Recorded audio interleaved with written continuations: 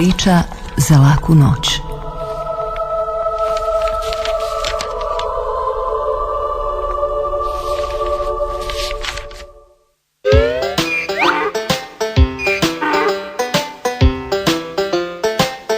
Adam Reisel.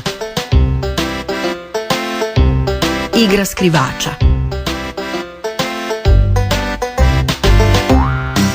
Današnji dječaci i djevojčice veliki dio svoga vremena provode uz računalo. Dugo sjede uz njega, uz Facebook ili igraju igrice i stalno su u potrazi za nekim novima, još napetijima i zanimljivijima. Nekada, u vrijeme kada nije bilo računala, seoski dječaci bili su vezani za prirodu. Uzveranje po drveću, trčanje po livadama, kupanje u potocima, krađu prvih trešanja i lubenica, pečenje mladih kukuruza na žeravici te igranje nogometa, izmišljali su nove igre koje su nekada bile i vrlo opasne. O jednoj takvoj igri koja je mogla loše završiti govori sljedeća priča.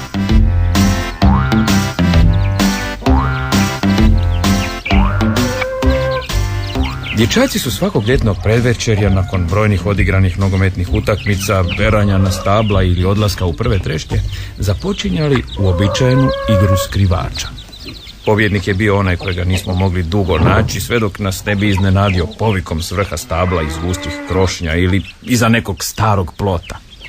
Najčešće je to bio Tuna Filin. A slabi ste vi, tragači. Pokraj vas mogu proći i vranci s kolima da ih vi ne vidite. Drugi put stavite bolje naočale. Tuna bijaše visok, mršav, vrlo vješt i dosjetljiv. Uvijek bi nas iznenadio nečim novim, zanimljivim. Podvukao bi se, na primjer, pod most na ulazu u dvorište, ščučurio u kopreve poput kvočke koja čuva piliće od naleta kobaca kokošara. Prekrio se granama ili pak zalegao u kanal, obrastao travom dok smo mi uzaludno trčali pokraj ili preko njega. Opet sam pobjedio. Mogli ste me tražiti do sutra da me ne biste otkrili. Pobjedit ćemo Tunu, imam pravu ideju. Nikada na takvo što nitko nije ni pomislio, rekao sam povjerljivo prijatelju Stipi Staninom. A misliš popet se na štagalj i skriti se u sjeno? Ma ne, Stipa, bit će to nešto ludo, neobično, bit će nezaboravno.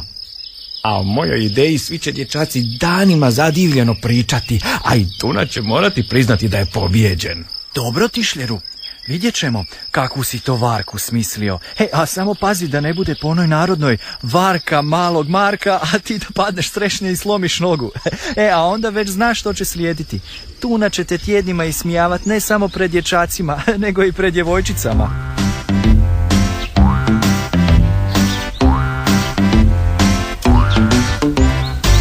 Bližila se večer.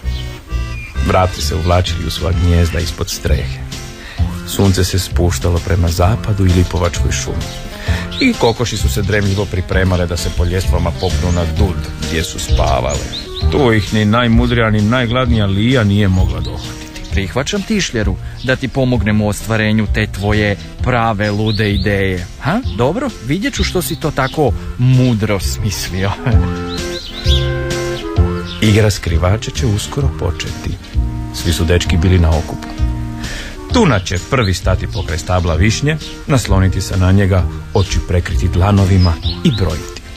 A izbrojit će do 50 i viknuti: "Magrac bio ko se nije skrio!" A nakon toga krenuti u potragu. Tišljeru, jedva čekam da vidim što si to tako mudro smislio. Idemo. U osiguranju pobjede ti ćeš mi biti glavni pomagač, da se konačno i mi možemo Tuni podrugljivo smijati. U blizini je bio bunar susjeda Dida Đure Crvenog s drvenom ogradom, velikim železnim kotačem, vjedrom i lancem za povlačenje vode. Bio je vrlo izdašan s podzemnim tokovima koji su donosili vodu. Iza najvećih vrućina, kada su drugi susjedi morali dovoziti vodu, nije presušio.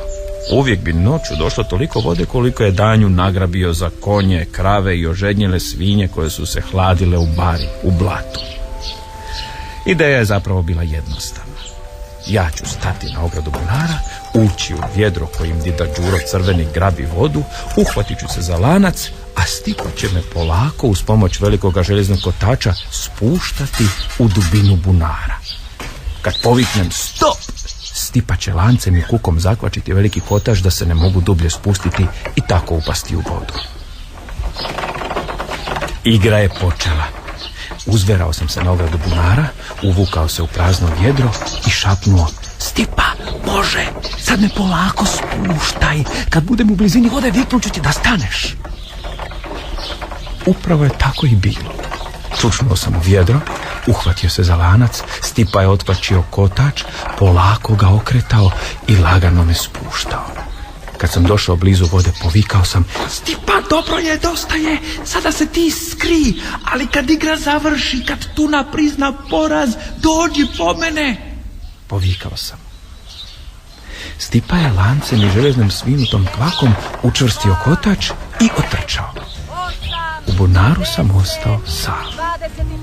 Čuo sam iz bunara, istina nejasno, kako je tuna brojio, preskakao lukavo brojeve, samo da se dječaci ne mogu daleko udaljiti kako bi ih što prije mogao otkriti.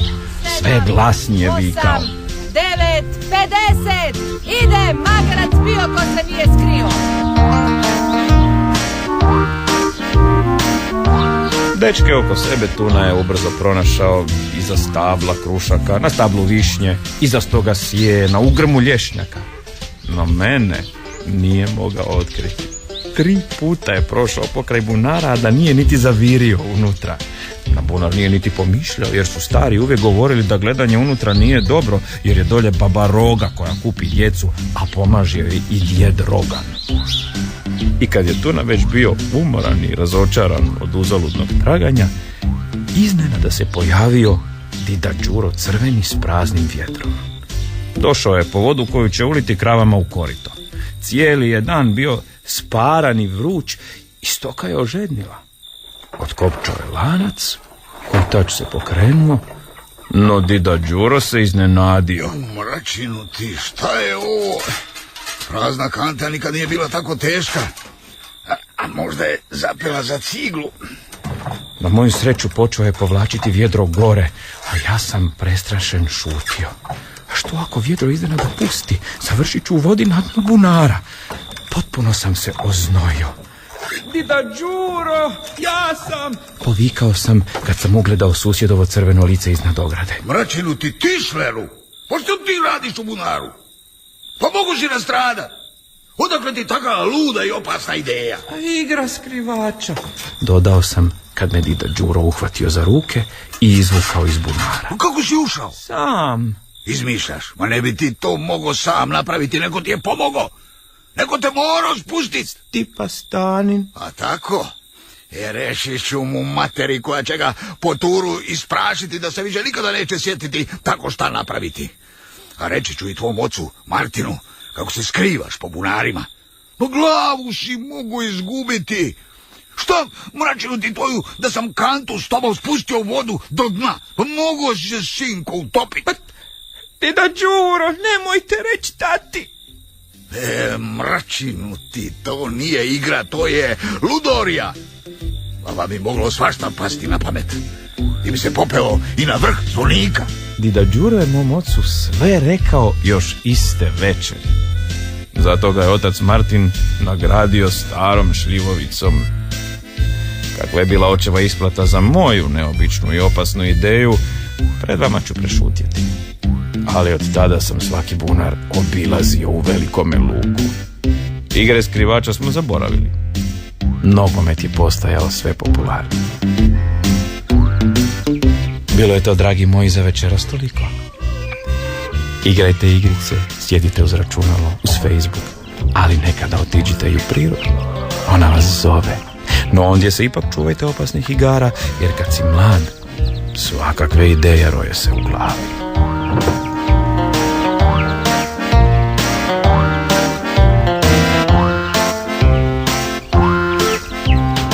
Slušali ste priču Igra skrivača Adama Rajzla.